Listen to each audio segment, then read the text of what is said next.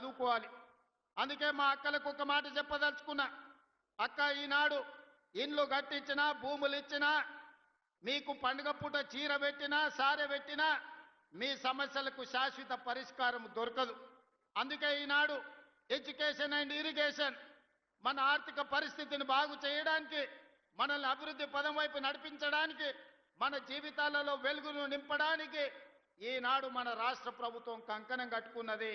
దానికి ఒక ప్రయోగశాలగా కొడంగల్ నియోజకవర్గాన్ని ఎన్నుకున్నాం.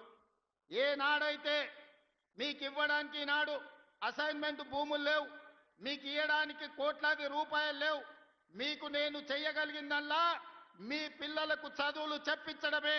మీ జీవితాలలో వెలుగులు రావాలి, మీరు బాగుపడాలి అంటే మీ పిల్లలు చదువుకోవాలి.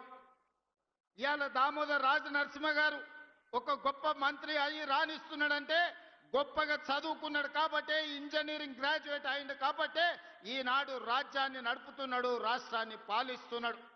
ఇవాళ చదువుకున్న వాళ్ళు ఈ వేదిక మీద ఉన్న కలెక్టర్లు కావచ్చు, ఐఏఎస్లు కావచ్చు, ఐపీఎస్లు కావచ్చు, పేద రైతుల కుటుంబాలను, దళితులను, గిరిజనులు పుట్టిన వాళ్ళు బాగా చదువుకున్నారు కాబట్టే ఇవాళ వాళ్ళు ఈ వేదిక మీద గొప్ప వాళ్ళై కూర్చున్నారు.